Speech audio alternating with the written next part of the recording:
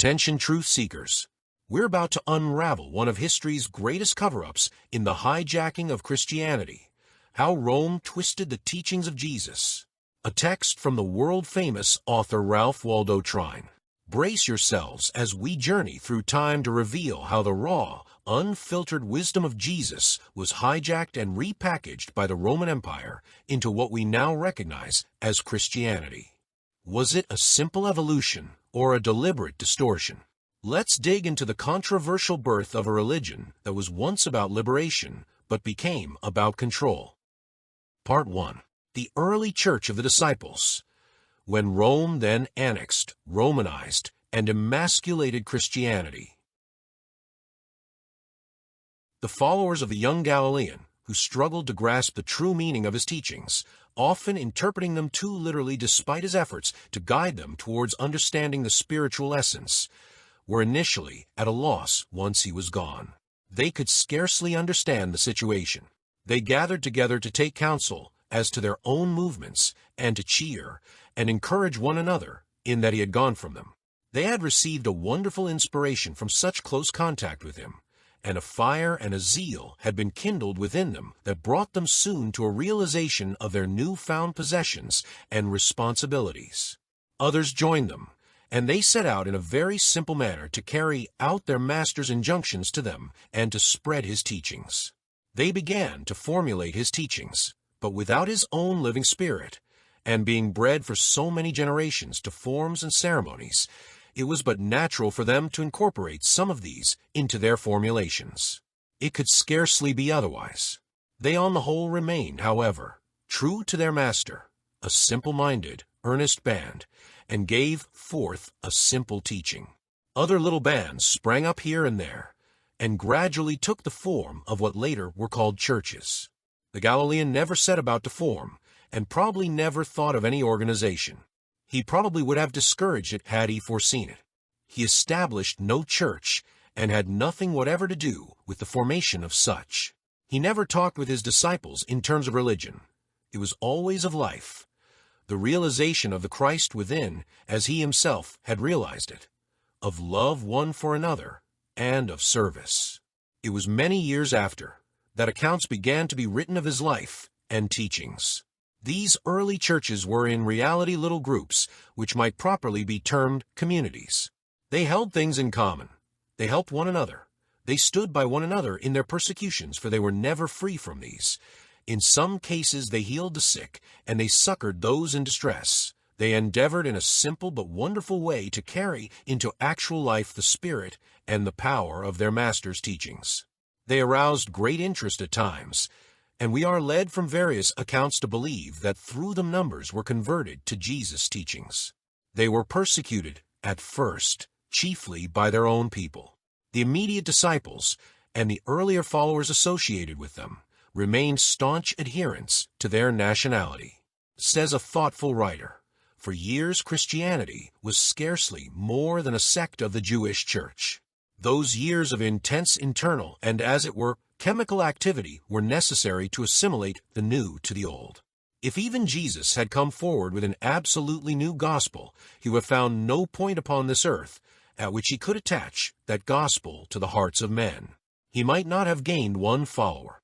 That is proved by the fact that Jesus' personal disciples, Judas only excepted, remained pious Jews to the day of their death, for the most part like other pious Jews, with one difference. They believed that the Messiah had come. These early Christian bands, they were first called Christians in derision by their enemies, gradually grew into more numerous communities. They were animated by a wonderful spirit. They began to make a stir, and the more earnest ones carried their teachings into more remote parts. They were carried, among other places, to Rome. They began to attract outsiders.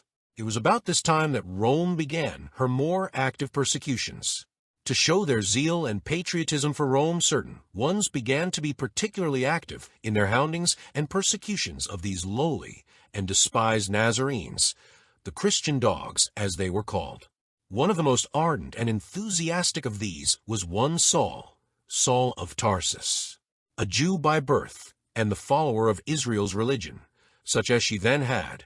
He later exchanged his early associations for Roman citizenship. He had received a university education, and he had taken great interest in Greek philosophy and metaphysics, which he had encountered in an abundant degree at Rome.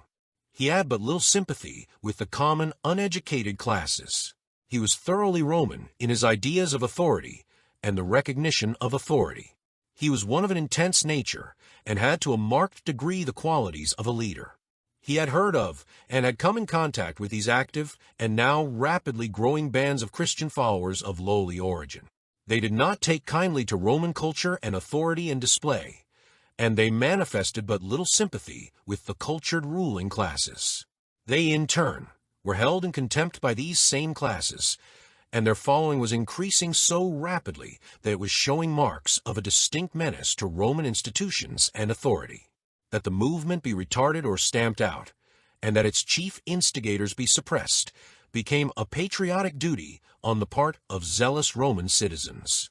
There was no one, perhaps, who held these views more zealously, and who acted upon them more diligently and aggressively than this same Saul.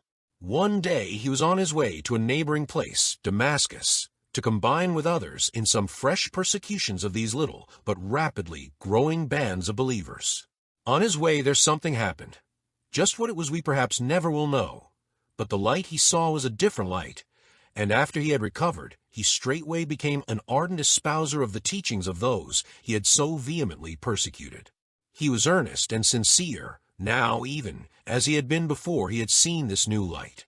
His grafted Roman citizenship and associations and culture enabled him to have but little sympathy with the Galilean band. He recognized their source, their leader, the Galilean teacher, but he had no sympathy with and would have nothing to do with his disciples and immediate followers, those who had come in close personal contact with him, and to whom he had given direct instructions in regard to the spread of his teachings, those who had been very near to him and close to his sympathies, and of whom he had said, "Ye are they which have been with me in my temptation." After this change had come upon Saul, he had changed his name to Paul. He had never met Jesus. He had the pride of the scholar, and he even takes pains to say that he had not obtained his Christianity from the original disciples. He apparently, for a time, went into the desert and there worked out a religion or a Christianity of his own. A little later he said, "Immediately I conferred not with flesh and blood, neither went I up to Jerusalem with them that were apostles before me, but I went into Arabia." Had he possessed the simplicity of mind and heart of a carpenter, those qualities loved and recognized by him as the open way to the highest attainment and usefulness, and that he so earnestly and systematically taught, he would gladly have welcomed contact and association with his Galilean disciples and followers. He would have recognized that Jesus evidently had a recognition of a great fact when he said, "I thank thee, Father, that thou hast hid these things from the wise and prudent, and hast revealed them unto babes." At the start, evidently, Paul thought that if Christianity was to reach and was to be accepted by the more cultivated and higher-standing Romans, it would have to be divorced from these common working-class followers and disciples of Jesus, and be presented on a more philosophical and cultured basis. His own immediate followers evidently shared in this thought. He and they seemed utterly incapable of appreciating or of understanding the simplicity of Jesus' teachings, as also his purpose and personality. His associates were also those of the more cultured schools of Hellenistic philosophy and metaphysics, which were now so numerously represented at Rome. By virtue of this total lack of sympathy, perfectly natural as we survey it, there grew to be two groups of Christians, Jesus' own disciples and their immediate followers, the Galilean crowd, and the group represented by Paul and his fellow Hellenistic Roman followers. Theirs became a thoroughly Romanized type of Christianity, and with the Galilean band they had but little, if any, sympathy from the very start. The two groups were continually at variance one with another. Later followed open ruptures and even quarrels, as we find narrated in the Acts and elsewhere. It was unquestionably a difference in spirit, which would lead inevitably to a difference in interpretation of the teachings of their common master. It was the difference between the fundamentally democratic end of the people nature and life of John, James, Peter, and the rest of the Galilean disciples and followers on the one hand, and the Romanized, imperial culture and requirements of Paul and his converts and followers on the other. The former on account of their more humble origin and their lack of scholarship, but giving undoubtedly the purer teaching and spirit of their master, became the more despised and hated and the more bitterly persecuted. The others on account of their more active propaganda and reaching out into the more distant parts by regular and systematic journeys, grew the more rapidly. We cannot do otherwise than admire the zeal and the earnestness of Paul, his remarkable literary ability, and also the honesty of his intentions in presenting Christianity so that it could find acceptance on the part of the culture classes. But at the same time we cannot shut our eyes to the fact that the stream was diverted almost at its source, and that through it we have a Christianity radically different from that which the Judean teacher promulgated. It is through this channel that the Christianity that has come down to us has flowed. The element of authority on the one hand and subjection to authority on the other, the governing and the governed, the engrafting of forms and ceremonies from a pagan religion, that of Rome was essentially pagan, into a religion where the Spirit and the direct communing with God, without any intermediary, was taught to be the chief thing, the nonentity of woman, and the teaching of her subjection to authority, as was taught by Paul. These and other things indicate how the stream was turned and how the original teachings of Jesus have had injected into them various elements and concepts that were never intended. Rome's persecutions of the Christians continued unabated.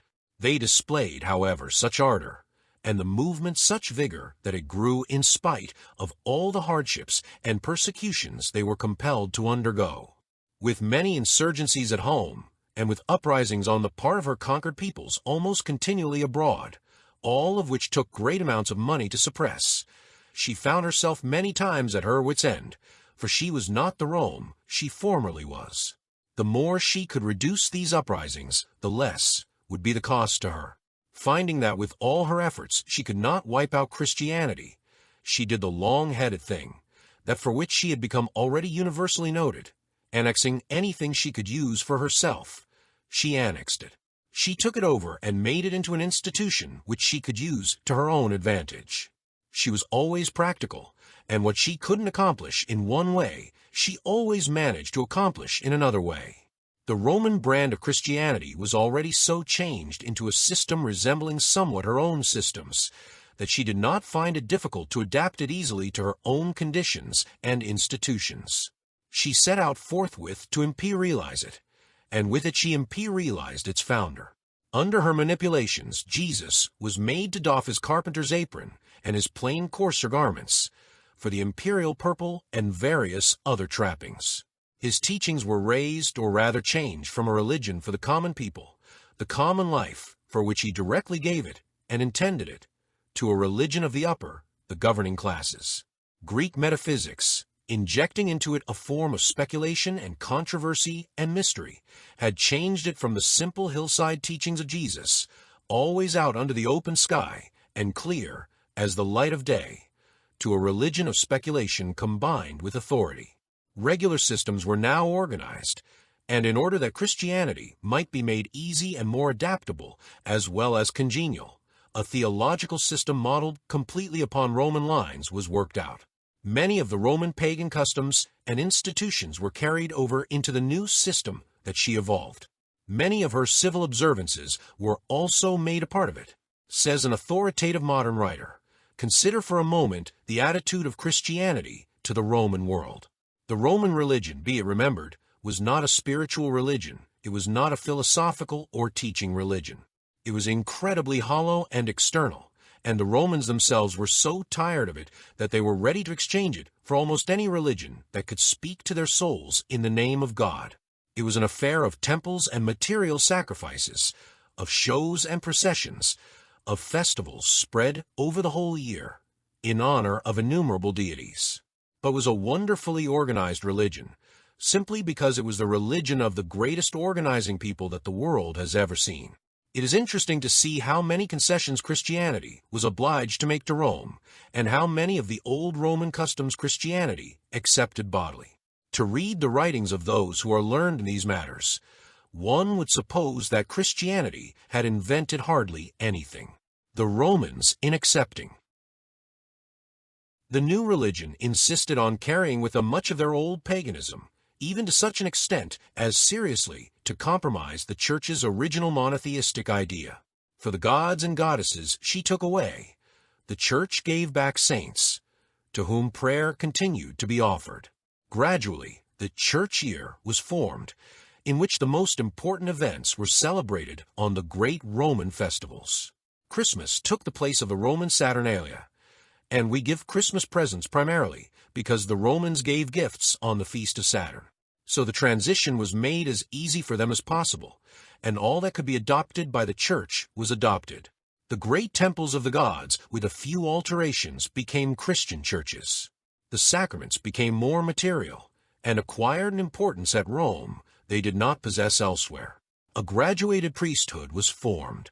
Nuns took the place of Vestal virgins, and in particular, the Roman conception of a single coordinated universal empire became the Church's highest ideal. The emperor, Pontifex Maximus, became the pope. The legates and proconsuls, papal ambassadors and nuncios, the governors of provinces, bishops and archbishops. The college of the Senate became the college of cardinals, etc., etc. In short, Christianity presented itself to the Roman Empire as little as possible a new thing, and as much as possible an old thing to which the Romans were well accustomed. The Church was compelled to make many concessions, and to depart considerably from its own original plan.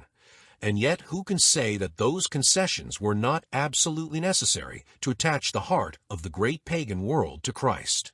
In order that the annexing of Christianity might seem to have the proper seal, Rome, true to her spectacular nature in all things, went through the process of being converted to Christianity. Constantine publicly and solemnly announced that he had become a convert. To the designation, the Roman Empire, the word holy was prefixed, and we have forthwith, and for centuries to come, the Holy Roman Empire. It proclaimed itself thereby a child of heaven, and another weapon, as the succeeding years and even ages showed, was added to its armory for its subjugation and exploitation of the people. This she used in a thoroughly effective way. While her armies and her centurions could in sufficient force put down insurrections and cow the people, their work was effective only while they were in actual action, and their activities were always costly. Now she had centurions and cohorts less costly to maintain, but more effective in their results, in that she had the sanction of heaven for all of her decrees, and through the power of the anathema she could reach even beyond the grave when she once proclaimed her sovereign decree. The ordinance of excommunication that she instituted she could use with terrible effectiveness by virtue of the conditions of the minds of the people of the time. An era of speculation followed these deliberate and studied efforts at formalizing the life and teachings of the Judean. Gradually there was crushed out all of the simple but wonderful earnestness that Jesus imparted to his early disciples and followers, and form of expression and observance began to be the chief things sought for. Gradually more abstruse theories began to be evolved to account for the power and the effectiveness of Jesus' life and teachings, as well as of his purpose, that an age and a people completely out of harmony with them was utterly incapable of understanding. Mystery and speculation inducing superstition took the place of simplicity and earnestness and life. Abstractions such as the doctrine of the Trinity began to be evolved and proclaimed. Jesus, the simple Judean carpenter on fire with his message direct from God, was so emasculated that he became a sort of king clothed upon a long royal lines.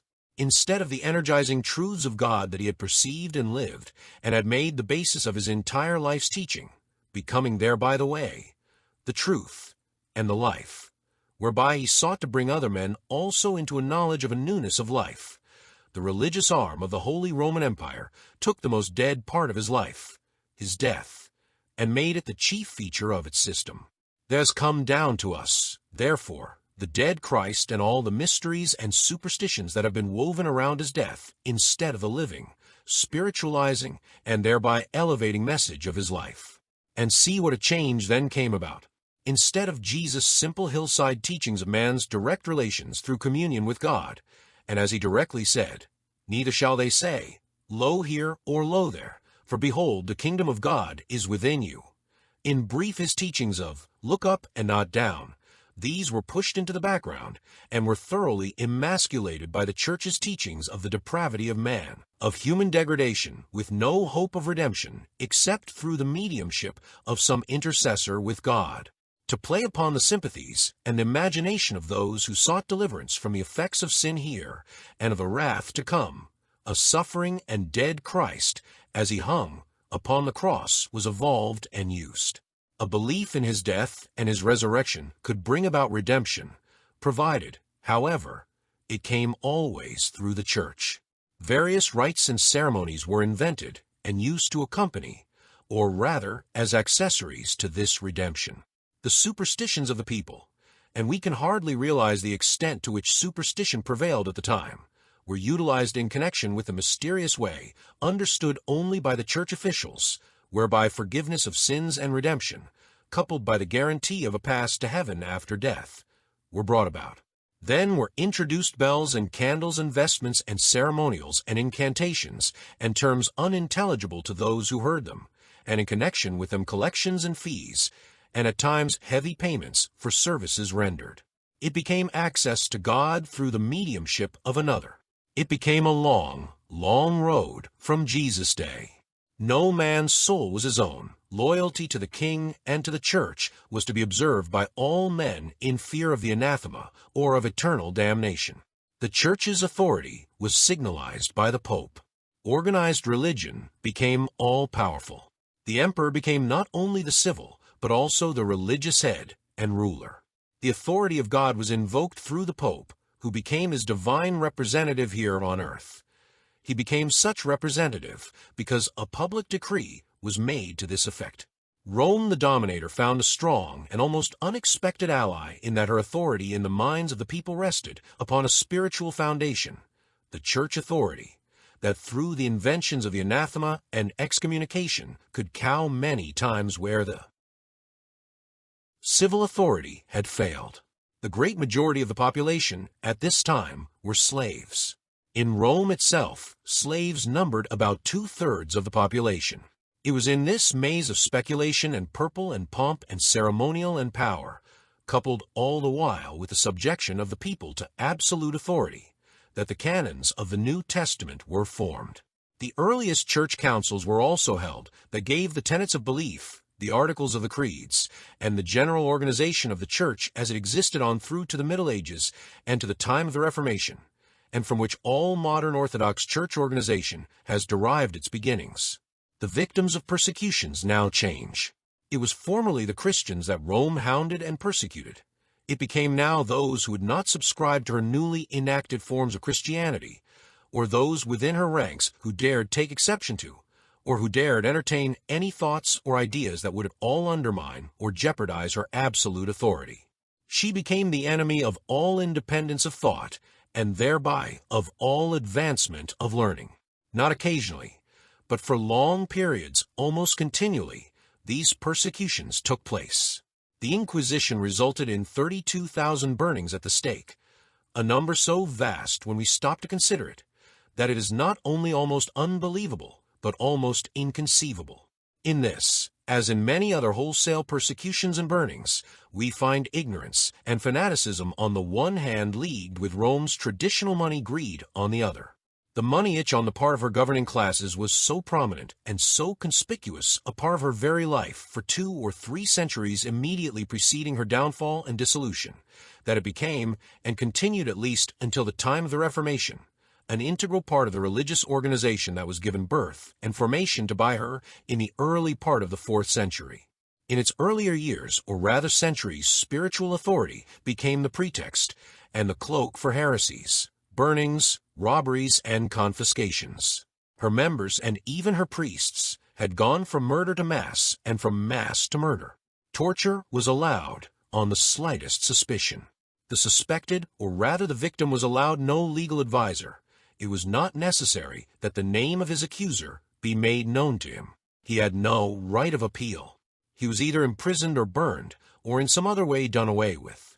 His family had no property rights, for all his property was promptly confiscated.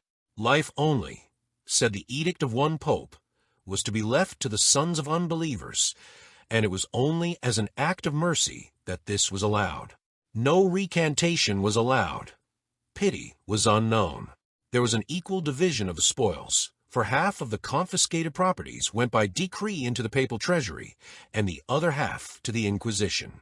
How certain individuals and certain institutions became enriched at the expense of those under them, and through what agencies, it is not difficult to imagine, and what the effect such enrichment, through such methods, had upon those who were its beneficiaries. The slightest knowledge of the history and conditions of those times will make apparent to all. When the spirit of an organization, institution, or system is crushed even temporarily under the weight of its organization, or where it is stifled by the perversions that creep in and get sufficient foothold, the harm that is done either in its name or directly by it is incalculable, as is evidenced so many times in the history of the race. Most intelligent persons, says an authoritative writer, recognize the great good religion has done, and they also recognize the great harm it has done. They remember the seas of blood Catholicism has shed. They have not forgotten the long tyranny of the Church, its bitter hostility to truth. They remind us of the savage and frightful wars which have been waged in the name of religion. When the Crusaders captured Jerusalem, 100,000 Moslems are said to have been put to the sword. They spared neither sex nor age, as Gibbon says, until they had killed all who denied the Savior of the world, the Prince of Peace. Who knows how many thousands were tortured to death in the Inquisition? It is estimated that the 30 years' war cost Germany nearly 3/4 of her population. The truth of this indictment, the most serious on which our religion can be arraigned, the wickedness of its own past, cannot be denied. Those atrocious acts, that persecution of truth, those fearful crimes against God and man, must ever remain the darkest stain upon the Christian religion, and today they constitute the most valid objection in the minds of educated men to enrolling themselves under Christ's banner. Heavy indeed must be the good deeds that outweigh such a multitude of crimes. But though these deeds were performed in the name of the Christian religion, can anyone pretend that they were done in its spirit? Will anyone say that Jesus looked with approbation on the Inquisition or the massacre of St. Bartholomew's? All the evils that were wrought by Christianity were wrought in defiance of its real principles. All harmful elements in any religion arise from what is false in that religion. One things and conditions, however, do not remain always the same. The worm turns. Changes come. Spirits too indomitable to be crushed arise. The people regain faith in themselves sufficiently, at least, to follow a leader of adequate force. Luther appears in the early part of the 16th century. The Church has gotten beyond its persecution stage. The people as well as its own leaders will stand for it no longer. Its inheritance, however, from its organizer Rome, its desire for gain inheritance, crops out again in other forms. It pushes it into the most brazen practices in the sale of indulgences and things of a similar nature. These were so publicly and so powerfully protested against by Luther and his associates and followers that the Reformation took form, and we have the beginning of the Protestant churches of Christendom. It was from this same beginning, then, that practically every Orthodox church in Christendom today has come. Many things, of course, have dropped from them, but their original foundation was the same. So likewise, for a number of centuries, the attitude of the organized church toward knowledge, learning, science, and investigation presents a very dark and unenviable picture. We have but to recall the names of Galileo, Bruno, Copernicus, Kepler, and others that readily come to mind to realize this. Strange is the antithesis between "ye shall know the truth," and "the truth shall make you free," as given utterance to by the Church's nominal head, and the persecution of those who were the embodiments of this principle, leaders of the people out of ignorance. Into light, and, therefore, into freedom. Large is the list of these God-inspired men, restless spirits and impious heretics, who, under the direct command or with the sanction of the Church, were compelled to undergo all types of persecutions and infamies. Almost every type of excess was resorted to, as always occurs when individuals or institutions attempt to dominate others in thought, in religion, in life. So through a number of centuries, all initiative and all independence of thought was crushed. Whenever any torchbearer arose who by any new or different or more advanced ideas would threaten the hold of the church upon the people, he was thwarted or silenced. Ignorance and superstition are the fertile field for all such domination. The pages of history that deal with these matters are sorry ones indeed. I am citing these facts not merely for the sake of citing them, but to show that wherever and whenever the organization becomes the matter of chief concern, the spirit always suffers. These persecutions and inquisitions were carried on under the authority of the Christian Church, but the real spirit underlying Christianity, and those, therefore, who were animated by this spirit, had nothing to do with them. For centuries, all religious leadership was through the dictation of an infallible pope of Roman origin, an advancing civilization, coming along very slowly, but with gradually healthier and more pronounced ideas and a wider learning, in time stripped authority from him. At first he was stripped of civil authority, and now, even in religious matters, there are very few who recognize any element of the infallible. Infallible pope was followed, on the part of the Protestant churches, by an infallible Bible. For a long period no question in connection with its absolute infallibility could be raised by any except they were infidels or atheists. There could be no distinction made as to one part or portion in comparison with any other. But with increased knowledge and with continually increasing facilities for knowledge, a great change is not only setting in, but has already set in and is now advancing very rapidly. A great sifting and reconstruction process is now going on. The Bible is not losing by this, but is rather gaining in its vitalizing influence upon men's lives, and as they are understanding its real nature and its contents better, intelligent men and women are valuing it ever more highly. Instead of an infallible Bible at many places unintelligible and perplexing to all thinking men and women, and therefore a stumbling block to many, we are getting a Bible that is receiving a deeper reverence from all because it is becoming more intelligible to all. End of Part 1. Part 2. Science and modern research in their verdict on an infallible Pope, Bible, and Church. The myth of the fall of man. Modern scientific research, the findings of the science of evolution, higher criticism, and the uncoverings and findings of archaeology during the past 50 years have all combined to do away with an infallible Bible in the old accepted sense of the term. They have not touched the fact of inspiration in connection with it, but they have touched the fact that the degree of inspiration in various portions of it differs greatly. There can be no place in a continually evolving and still growing world for an infallible Bible, any more than there can be for an infallible church or an infallible religion. While great changes have come about on the part of thinking men and women everywhere in their attitude toward the Bible, a still greater change has come about in regard to the church. It no longer speaks with the authority it once spoke with. It fails, comparatively speaking, in its appeal to the great working classes. Thinking men and women in continually increasing numbers are standing outside of it. Hosts of those who have been in it have become indifferent to it. If they have not been in it, they are not being drawn to it. In both cases, it is not that they are opposed to it. They are simply indifferent towards it. The rural churches throughout almost all parts of the country, numbering thousands upon thousands, are, with rare exceptions, either dwindling in their memberships or are having hard work to hold their own. Here is a great institution with some of the most splendid men in the world as ministers and workers that is way below par, so to speak, but with a wonderful field of activity lying before it. In the meantime, young men and women growing up by the hundreds of thousands all over the country are not being attracted to it. They have questionings and longings and needs and problems that are finding but inadequate means of being answered or fulfilled. They are as sheep without a shepherd. They constitute a great potential army for righteousness, without leaders adequately equipped for leading them. Something is unquestionably at fault, says an alive American minister in a very interesting and suggestive book recently published. The second general statement I want to make is that we must not allow ourselves to be misled by optimistic statistics that seem to show that church attendance is as common and numerous as ever.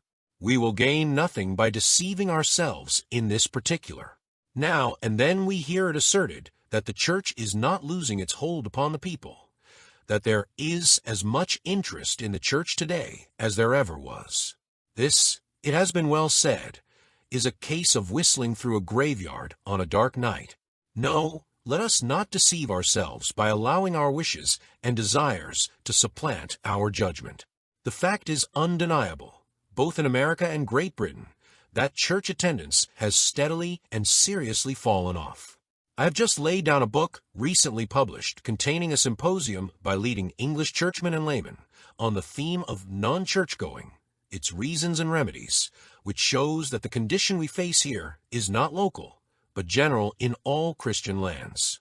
There's only one statesmanlike thing for the church to do, namely, to recognize the facts as they actually are, to face them fairly, to adapt itself to the new conditions, and then to throw itself into the mastering of the situation with unabated courage and undiminished faith. What, then, is the matter? It is not a lack of interest in religion, for religion has an eternal appeal to the minds and souls of men. The greater our advance in civilization, the greater are our questionings, and the greater are our desires to stand in some definite, intimate relation with God. It is not on account of a lack of interest or of faith in Jesus, because as he is being better understood, his life and his message and his personality are making a continually stronger appeal to the minds and hearts of all kinds and conditions of men. The working classes can't understand the mysterious convolutions of the theology of organized religion, but the carpenter of Nazareth, one of them, with his simple life and gospel, they have a profound admiration and respect for. Thinking men and women who also can't fully understand or have grown careless and indifferent to the pre-medieval theological systems and dogmas of present-day Orthodox Christianity are beginning to interpret the life and the teachings of Jesus for themselves.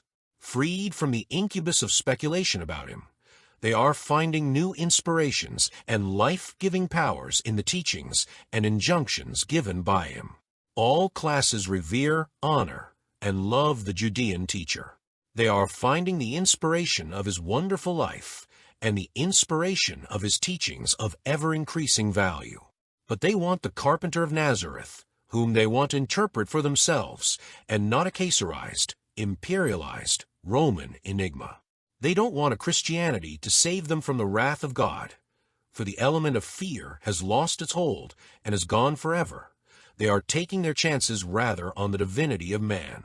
The fall of man they are relegating to the realm of mythology, where it had its origin, and where it always should have been kept. Life is so real now that they want a living, truth-bringing, sympathizing Jesus, whose inspirations and whose teachings are of help to struggling everyday life. They want to be sure also that the church is honest in both its tenets and its motives, and that it hasn't any ulterior motives, that its interest is really in human souls, and not in an increased or increasing membership. We have reached a new age, a new era, where fear, tradition, authority must prove itself, must show its credentials, or drop completely into the background, and remain simply as a feature of the past, marking the way up which mankind has been slowly coming. When it comes to religion, the great majority of men cannot be any longer coerced or cajoled by, or satisfied with any beliefs or dogmas of mystery. Mighty truths have come to light during the past several decades, and others are rapidly coming. Men are more interested in the moving and flowing present and in the future only as it naturally emerges from it, than in the dead, medieval, or even pre-medieval past, although it has been a portion of the steep up which the race has haltingly climbed. The race mind, on account of generations, even centuries of traditional beliefs and teachings, has held to some strange concepts, and the only way we can account for our own beliefs in some of the almost unbelievable things pertaining to religion and to Christianity that we have believed in, or that we have never been quite sure that we never did believe in, is that from our infancy and on through early youth, the impressionable time of life, when questionings and a stirring of the religious sense and a certain element of fear are most in evidence we have lived in the midst of these dogmas and beliefs, and they came almost or quite as a matter of course. In this light, they are easily understood. But a new time, different from any in the world's history has come, and we are in possession of an entirely different, as well as an enlarged set of data. We are farther away than ever from the age of mythology, from the age of tradition, and from the age of dogma. We don't take the astronomy, the medicine, the geography of 1413 or 1513. Why should we take its religion? Something that far more vitally concerns us than astronomy, or medicine, or geography. Even the clergy repeat with reservation many things that had their origin even before 1413 or 1513, but that have clung with a sort of stifling hold to the Christian religion of 1913. Some of them we now know are not true, and some are totally valueless today. Why not then be brave enough to drop them? Mythology was early man's imaginative way of accounting for phenomena or occurrences that he had not information or knowledge sufficient to explain in any other way. To him, it was fact, and very important fact. It indicates his state of mental development and advancement. As such, an acquaintance with these early mythological tales is exceedingly interesting and stimulating. Many such imaginative explanations of things took for many generations the form of fact and remained as such until a greater fund of knowledge was gradually accumulated. Sometimes again they remained as fact much longer than we can now believe it possible for them to remain. Suppose a young man, highly intelligent, from some part of the globe where the people had never come in contact with any of the institutions or with any of the prevailing beliefs of what we term Christian countries, America, for example, should one day come, and a story identical with or kindred to the following should be told him. A long time ago, several thousand years it was, before anything existed, God the Creator created the heavens and the earth, and all things in them, the waters around, the earth, and all things in them. This took him 5 full days. Then, on the 6th day, out of the dust of the earth that he had just created, he created the first man, and gave the name Adam to him. Then from a portion of Adam's body, from a rib that he took out of his side after he had cast him into a deep sleep, he created a woman, to whom he gave the name Eve. They were both completed on this day.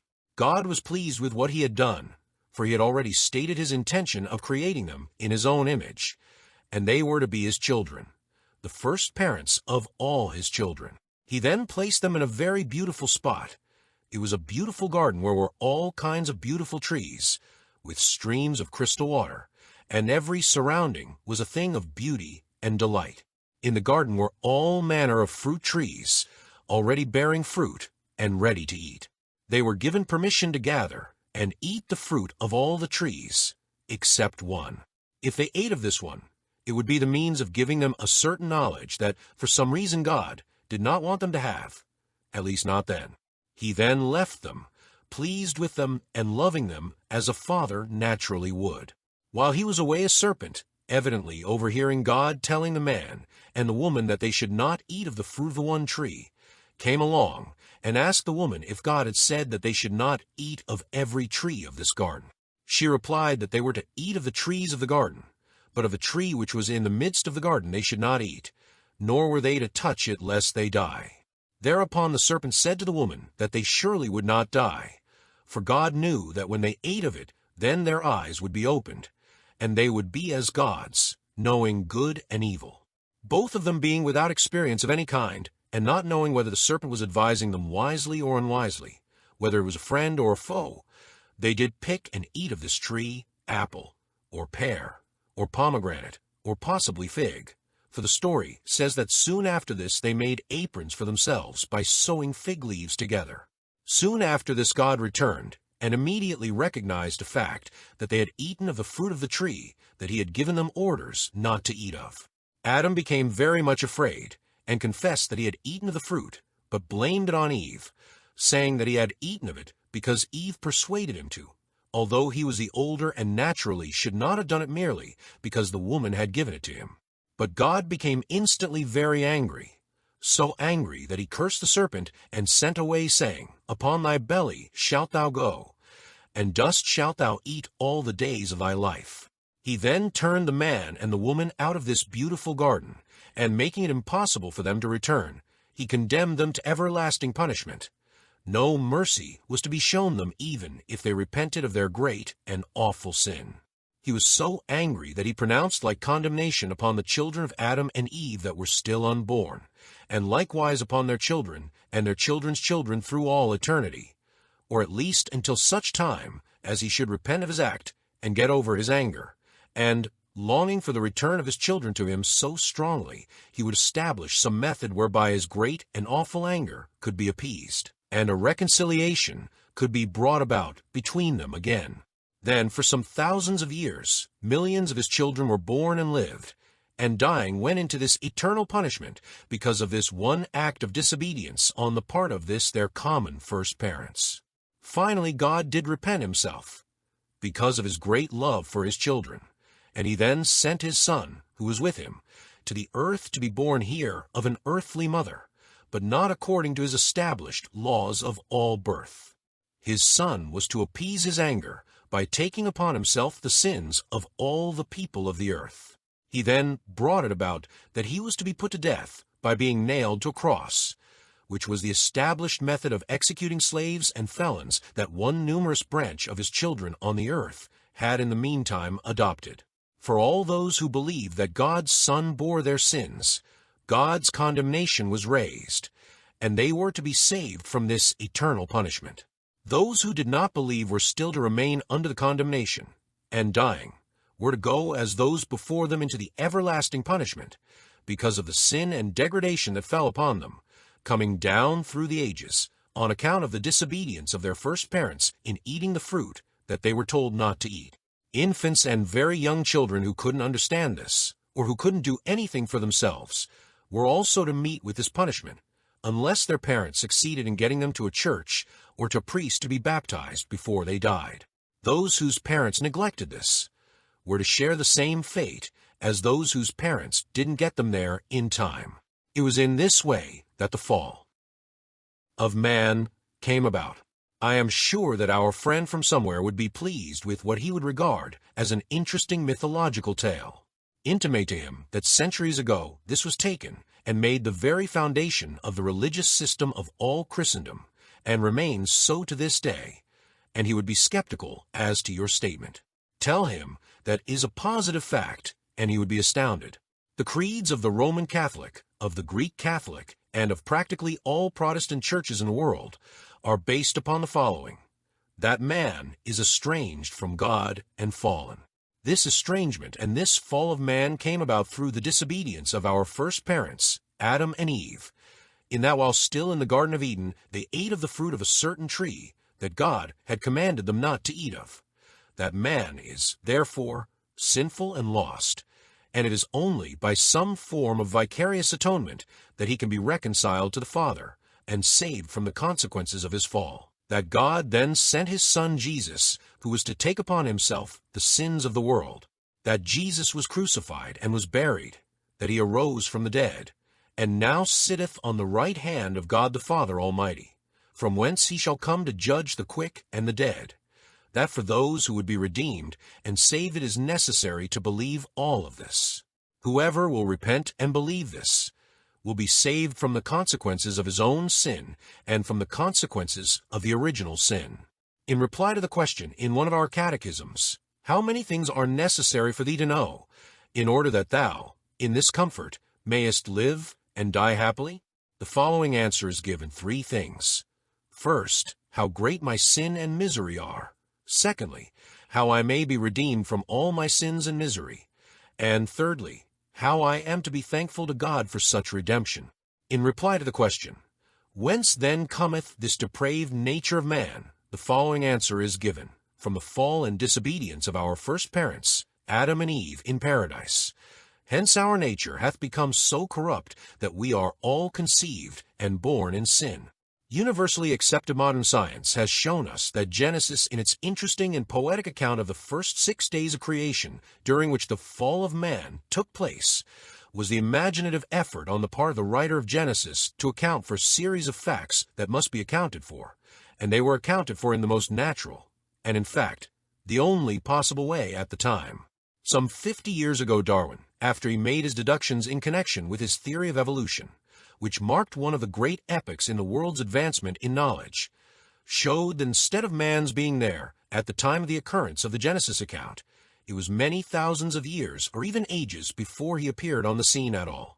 Hence he wasn't there, in or near the Garden of Eden, during the first 6 days of the creation, to fall by his own volition or by a prearranged plan of God, who, being displeased and angry with him, condemned him to eternal perdition unless some possible way could in time be worked out whereby his great anger might be appeased.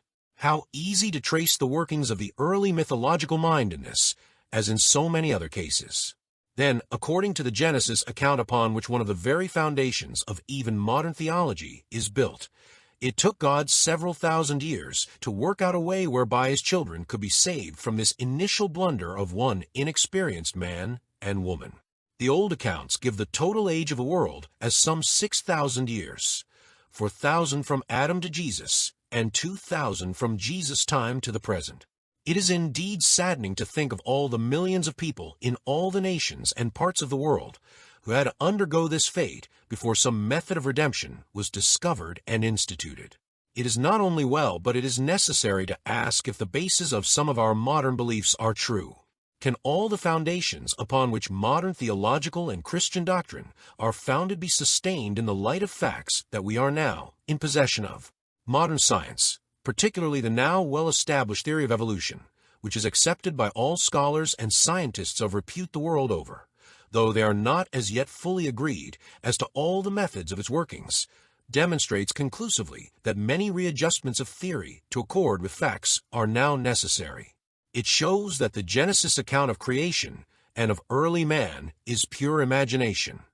Then also of necessity is the account of his fall. It shows, therefore, that one of the very fundamentals upon which modern theological teachings are based is fancy and not a fact.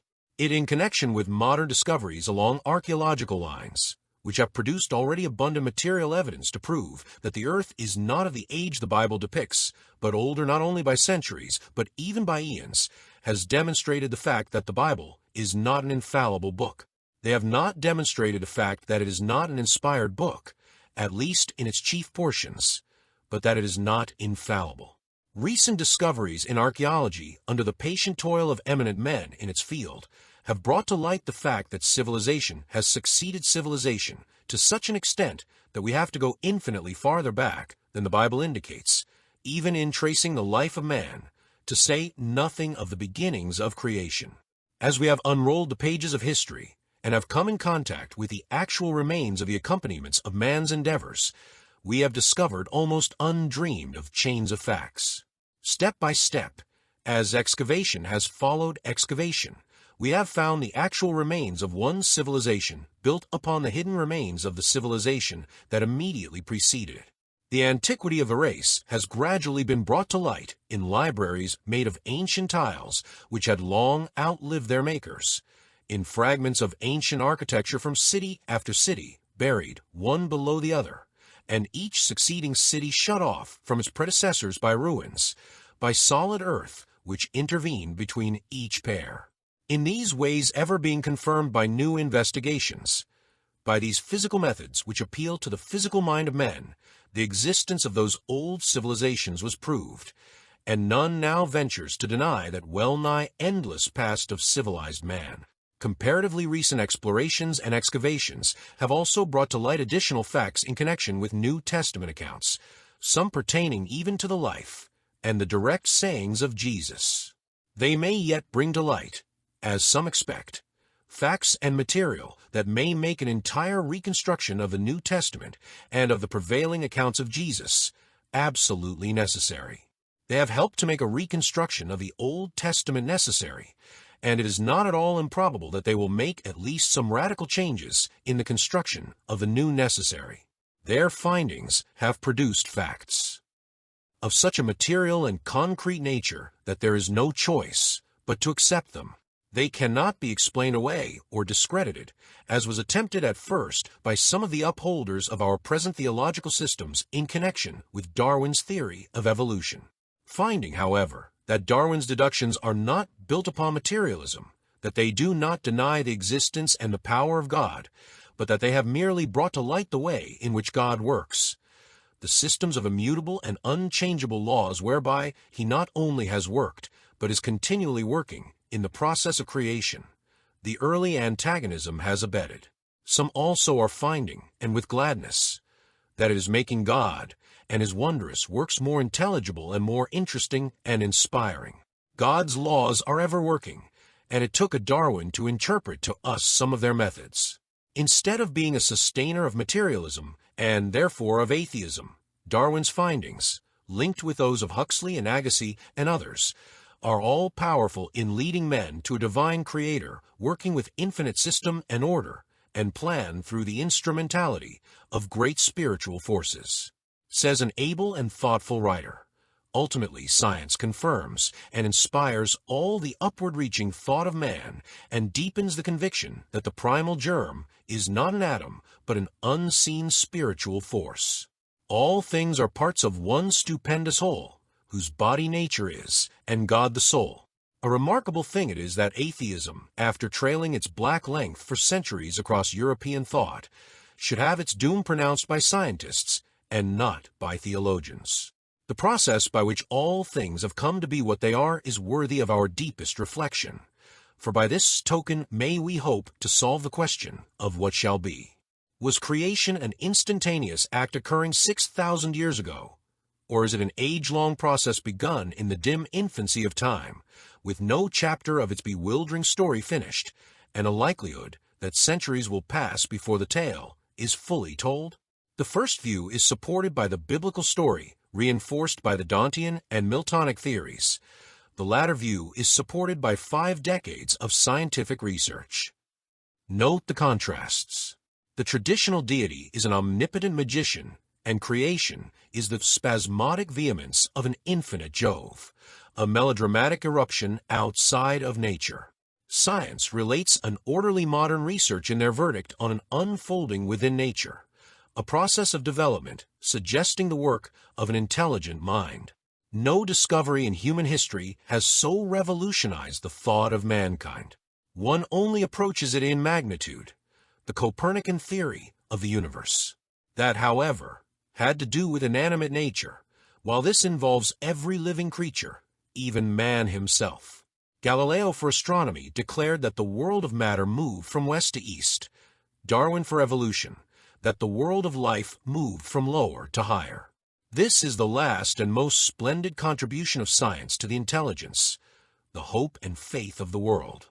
The new declaration is of a God immanent in nature, while he transcends it, identified with his world, always creating and revealing himself, always inspiring men who aspire after him, and always inseparably joined with the destiny of his creatures. He can no more be apart from the world than a fountain can separate itself from the stream that flows from it. There are no traces of any downward march from a higher state, except in dogmatic theology, but abundant evidence that man has been slowly climbing with the climbing world out of animality up to his destined inheritance as a child of God. His animal passions witness his relation to the brute race. His persistent effort to overcome them is evidence of his rise to manhood. Rising from the animal to the human, from sensuousness to spirituality, is a far sublimer truth than the church doctrine of plunging from a pinnacle of innocence to an abyss of depravity. Science and religion are twin companions in the march of evolutionary progress. Apart they are detached polarities. United they are a dynamo of inspiration, religion scientific in method, science religious in spirit. This dream of the infinite, how uplifting to the imagination! This key of higher evolution, unlocking the enigma of life, that out of the image made of earth the image of God should slowly appear, that up the world's great altar stairs man climbs into conscious sonship with God, his animal lust transformed into love, his proneness to sin into a passion for righteousness, his selfishness and greed into an enthusiasm of humanity. Man is the meaning of the whole universe, and the end is not yet. God is in no haste. He takes months to grow and ripen an apple, 10,000 years to make a ton of coal, uncounted eons to create a man with a brain like Plato's, and a heart like the Lord Christ's. The world scarcely yet fully appreciates the great service that Darwin has rendered to science, to real religion, and to the general advancement of human thought and progress. The Church, as usual, charged him with atheism, irreligion, and as being a leader of men away from God. He, however, went quietly on his way, making no reply, with full faith that the world of real thought would soon be along to his vantage ground, and a little later be using it as a fresh starting point for reading God's thoughts after him. It is strange that the Church cannot learn from history. Copernicus, Galileo, Kepler, Magellan, Darwin, these and hosts of others. Not to throw Christ's kingdom into confusion with his silly fancies, was the consistory of Stuttgart's first warning to Kepler. The discovery of new facts concerning the earth and its movements might make unstable some of the foundations on which the orthodox religion of the day was built. Biblical accounts always spoke of the sun and other heavenly bodies, except the earth, as moving. The Bible was infallible, was used as the basis of an infallible church, and its accounts were, therefore, beyond contradiction. By 1546, Copernicus, the father of modern astronomy, had proved alone, and without instruments, the earth's rotation on its axis. He was at once an enemy of the Church. Nearly 100 years after, in 1610, Galileo with his new telescope actually saw the 4 moons revolving about Jupiter, proving a miniature Copernican system. The movement of the earth was getting to be too serious a thing. Some time later, toward the close of his life, a paper is drawn up by the church authorities for Galileo to sign or to bear witness to.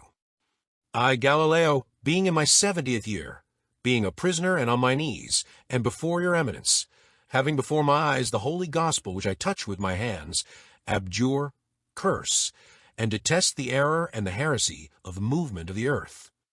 He perhaps valued life more than the influence that such a statement would have upon the actual rotation of the earth, and he was quite willing, under the circumstances, to subscribe to the falsity of such a heresy. The antagonism to Darwin was not so intense, for the world has advanced greatly in thought, and there are certain things it will no longer stand for. Even the terms atheist and infidel have lost much of their sting. As time has passed, the Church itself, as well as all mankind, has come to recognize its debt of gratitude to some formerly referred to in these terms. Their atheisms and agnosticisms were at most but the rejection of definitions, and their disbelief only of dogmas that affront human reason and belie human consciousness. The scientists are disarming the warriors against the faith. It is strange and it is pitiable that in practically every great advance in the world's thought, the Church has had to put itself on the defensive and has fought, only to be beaten, as it invariably has been. Up to the present time, at least, it has always lagged just a little behind, instead of being a leader of men. Does this indicate something radically wrong or unsound as to the basis it has been built upon? I believe it does. Will it some time lead instead of following? After the great change comes that must inevitably come, and come soon, I believe it will. Any fears that truth can be unseated indicates that we do not yet know the real nature of truth. Anything, on the other hand, that is not fully founded upon truth will not stand, and the quicker the transition is made to another foundation, the more stable and enduring will be the structure. Any organization that does not keep itself open always to the living and flowing present becomes necessarily dead in its influence upon men, although its form still maintains a semblance of life. It is a strange fact that intelligent men who will not take their science from an antiquated or medieval past will take their religion, or rather a statement of their confession or beliefs of religion, from a time long antedating even the Dark Ages. End of Part 2. Part 3. The Modern Spiritual Revival and the Temper of Our Time. It is time for a great change to come. Organized Christianity must get on to a more universal basis, otherwise there will be a continual shifting of position, in the future even more than there has been in the past. Earnest men seek for a religion built upon a foundation that will make it always in harmony with science. For between true science and true religion there never have been, and there never can be any discrepancies or contradictions. Though in the relations between science and a theology built purely upon the dead past, there will always be contradictions and discrepancies, and theology will always be worsted. There will always be dissensions, constant shiftings of position. It will be negative in its influence, and its pitiable unsatisfactoriness will always be evident. With all the rough roads that have been countered, still the old dogma of the fall of man is retained, as if authority for it were confirmed instead of being completely disproved. Even after an infallible pope and an infallible Bible gave such a definite account of man's fall and degradation, and the need, therefore, for an intercessor, an appeaser of God's anger and wrath, which modern knowledge has abundantly disproved, it still remains as one of the fundamental doctrines of Christian faith. For an organization to hold to a belief out of harmony with the actual knowledge of men, one that has a negative and degrading influence instead of a positive, uplifting, and energizing influence, makes it gradually impossible for it to win either their sympathies or their support. If men and women cannot find the life-giving message of the Galilean teacher within the church, they are going to find it outside of the church. There has never been a greater interest in the direct teachings of Jesus than there is today. There has never been less interest in the teachings and theories of other men about Jesus than there is today. Men and women by the hundreds of thousands are getting a newness of life from the personality and teachings of Jesus outside of the church, because the church is still interested primarily with the long-ago teachings and theories of other men about Jesus. The great Christ message of Jesus is winning the minds as well as the hearts of men the world over, because men freed from the tenets of an organization are interpreting it for themselves in the same simple way in which he gave it, and in which he intended it to be interpreted. Nothing is standing in their way, and they are enraptured by the strength, the peace and joy they are finding by virtue of it. When it is found that any system or institution is upon a false or partially false foundation, or when it is not in alignment with the best and truest knowledge, as well as the highest and truest inspirations of the age, it is time that changes be instituted in it that will make it again vital and effective in its ministrations. If asked why it is that our churches all over Christendom today are not the effective agents for good that they might be, and why they are having hard work even to hold their own, instead of continually growing and expanding as they might be, I should answer, it is because the whole underlying structure of Christian theology, and hence of modern organized Christianity, as we have it, is out of harmony with the best thought and the needs of the time.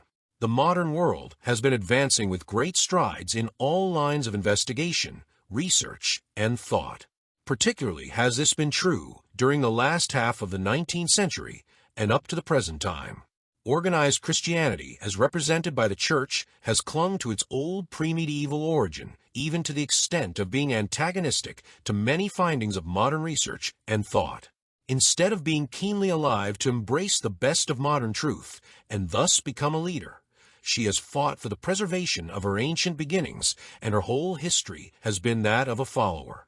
My own belief is that if all the creeds and dogmas and paraphernalia of all the churches in Christendom today could be set aside, recognizing that it would take almost superhuman bravery to do it, and if all could then re-establish themselves firmly and at once upon the great central theme of Jesus' life and teaching, they and all the world would be the gainer by 100 or by 1,000-fold.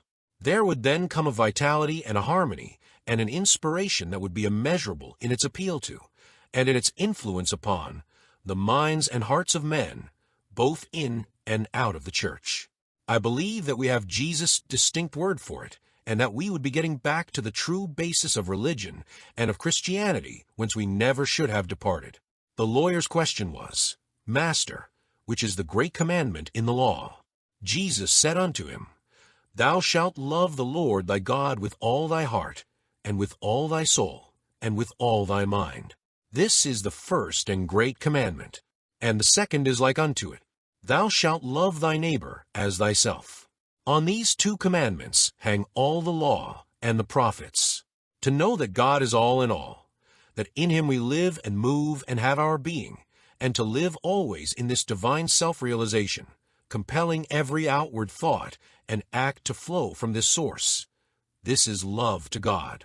To know that we are all partakers of this universal divine life, sons of God and brothers in Christ, that love is the savor of life unto life. This is to love the neighbor as ourselves. On these two commandments hang all the law and the prophets, and that Jesus spoke not of the past but universally, we must conclude from his own declaration, I am not come to destroy, but to fulfill. In order to lead men's minds away from the formalism and the dead ecclesiasticism of his time, where priests and authority and prescribed form were everything, he said, God is a spirit, and they that worship him must worship him in spirit and in truth. He spoke much of the kingdom of God and his righteousness, but he coupled this directly with, neither shall they say, Lo here, or Lo there, for behold, the kingdom of God is within you. Into the supreme realization of this kingdom he led the way, and his leadership he enjoined all men to follow. Those who have found, who have entered into, and who live continually in this kingdom need no further Savior. The Judean teacher discerned and led the way into the realization of this intimate life with the Father to a degree exceeding that of any other in the world's history. He has become thereby supremely a world Savior. Men are more interested in the personal inspiration and the simple open teachings of Jesus than they are in a set of theories or dogmas about him formulated by men of a time who believed that a flat earth and its pile of 7 heavens above the firmament constituted the entire universe. As our modern knowledge of astronomy, which has advanced to what it is, in spite of various church edicts being hurled out against it along its way, has given us a universe infinitely beyond that of those early groups, so our knowledge pertaining to religion and to the things of the Spirit that has come to us through our own inner leadings and through the voices of inspired ones down through the ages, is giving us a redeemed Christianity in which every Christian man is a priest. Why not recognize the mental and spiritual temper of the times and abandon the old, not only decaying but practically dead, inventions that crystallized into dogmas, those theorizings and speculations of men about Jesus, and come at once into the saving power and beauty of the great fundamental teachings of Jesus?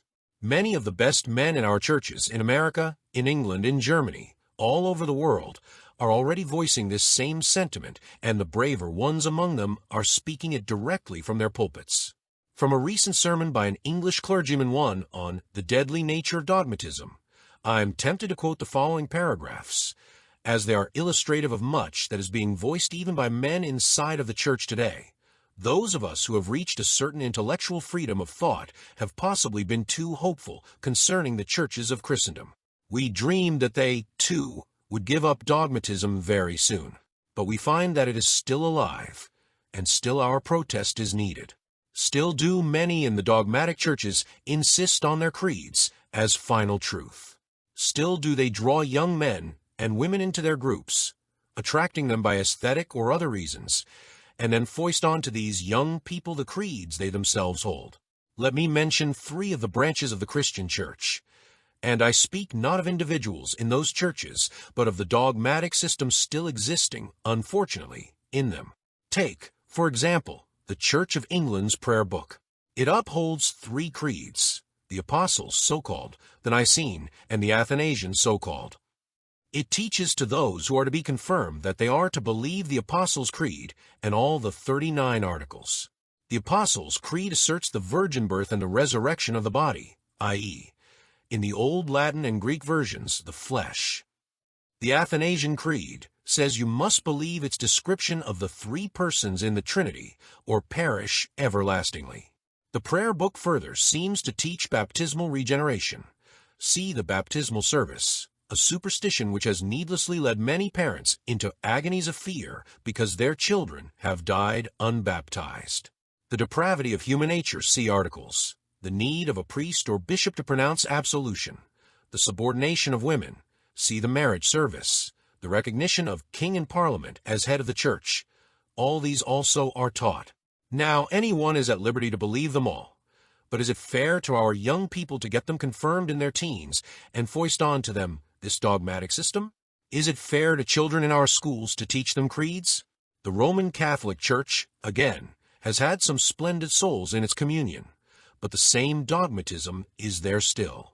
A new little book on Roman Catholicism, in the People's Books, by H.B. Coxon says, The essence of Catholicism is the reception of a creed or body of beliefs on the outward visible authority of the Church, not mark on the authority of one's own reason and heart, but on the outward authority of the Church.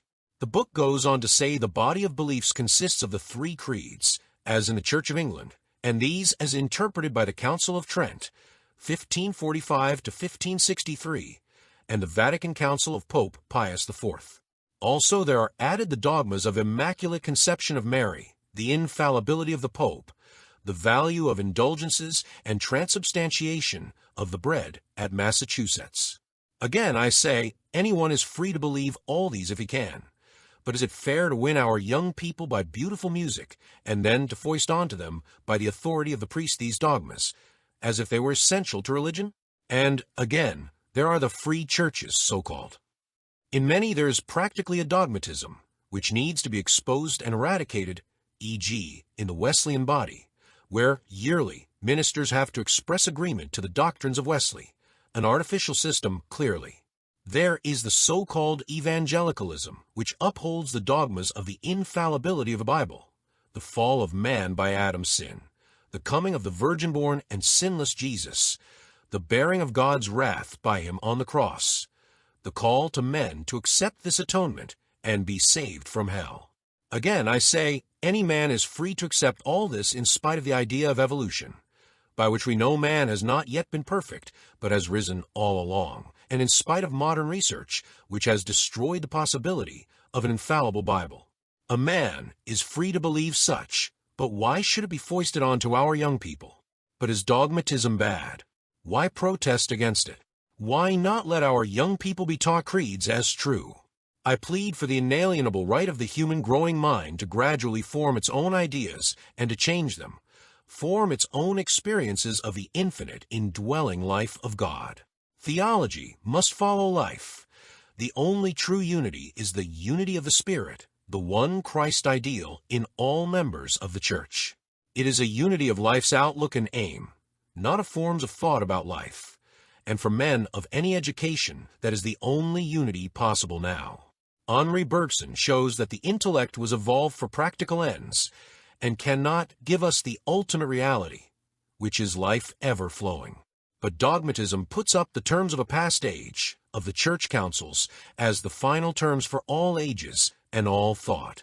Dogmatism not only hides the New Testament and hides the truly Catholic Church, but it hides God's throbbing life from us too. And once more note its deadly nature. Dogmatism throttles the mental effort of souls to find ever better symbols in which to think of God by giving the soul a final, ready-made creed. It says, "Here is your creed." It offers its cast iron, ready-made stuff, formed centuries ago, before God's modern revelations had dawned, and says, "Here is your creed." Thus it crushes life's intelligence, stops the free mental activity, foists its ideas on the immature soul and on the mature too. The future of the world is towards intellectual liberty.